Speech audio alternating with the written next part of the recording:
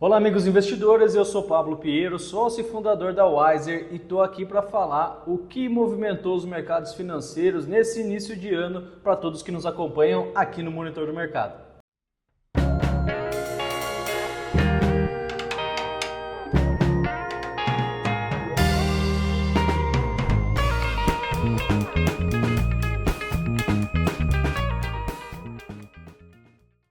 Após um dezembro marcado pela realização de lucros nos mercados internacionais, janeiro começou com um tom bem mais ameno, com os investidores aguardando a volta de Donald Trump à Casa Branca, algo que aconteceu apenas no dia 20 do mês e principalmente todos estavam de olho nas primeiras medidas de Trump à frente do governo.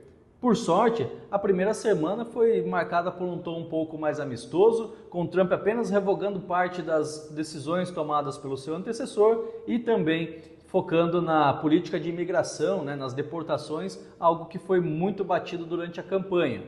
Porém, na segunda semana, Trump veio um pouco mais firme em relação à parte de tarifas aos seus parceiros comerciais. Isso acabou trazendo um pouco de animosidade aos mercados, um pouco mais de estresse, mas da mesma forma não impediu que os principais índices lá tivessem boa recuperação.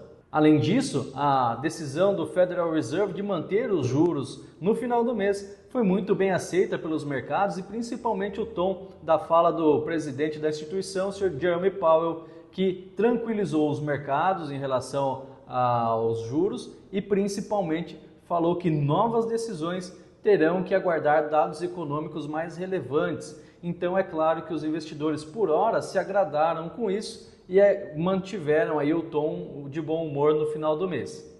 Agora, finalizando a temática global, próximo ao final do mês tivemos a safra de balanços, o início dos resultados corporativos lá nos Estados Unidos que animaram ainda mais os mercados, exceto pelo caso da DeepSeek, que nós tivemos aí na última semana, esse caso em relação à inteligência artificial chinesa que abalou as estruturas do mercado, porque a DeepSeek conseguiu entregar uma inteligência artificial muito avançada a um baixo custo. Então essa questão deve impactar e ressoar nos mercados em fevereiro, já que todo mundo está de olho nesse segmento. Agora, os investidores globais devem acompanhar em fevereiro mais decisões de Donald Trump no aspecto econômico e tarifário.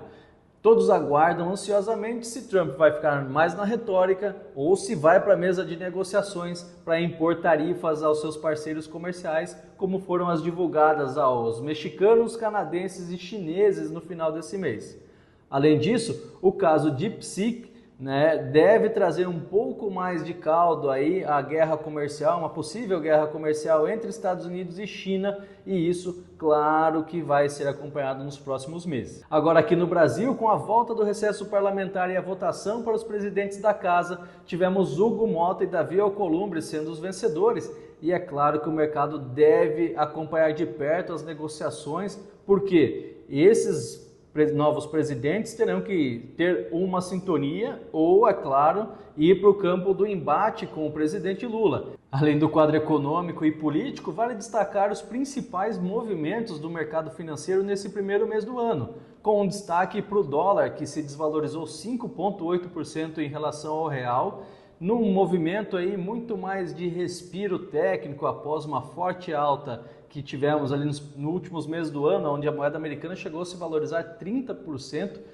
no seu pico em dezembro, e também marcando aí a maior desvalorização desde março de 2022. Quem sofreu também foi o IFIX, Índice de Fundos Imobiliários do nosso mercado, que viu seus ativos recuarem 3% na média, segundo o indicador, impactados ainda pela expectativa de mais juros pela frente. Uma Selic mais alta acaba impactando o preço das cotas desses ativos. E um fator agravante, a reforma tributária extinguiu ali alguns benefícios que esses fundos teriam, então mais impostos seriam arrecadados pelos pagadores de aluguéis aos fundos. Nesse caso, piorariam os yields ou os aluguéis pagos aos cotistas. E é claro que ninguém quis pagar para ver como seria o impacto disso no longo prazo. Mas enquanto alguns choram, outros vendem lenço no nosso mercado. E o Ibovespa foi o grande beneficiado do mês. O nosso índice subiu 4,8%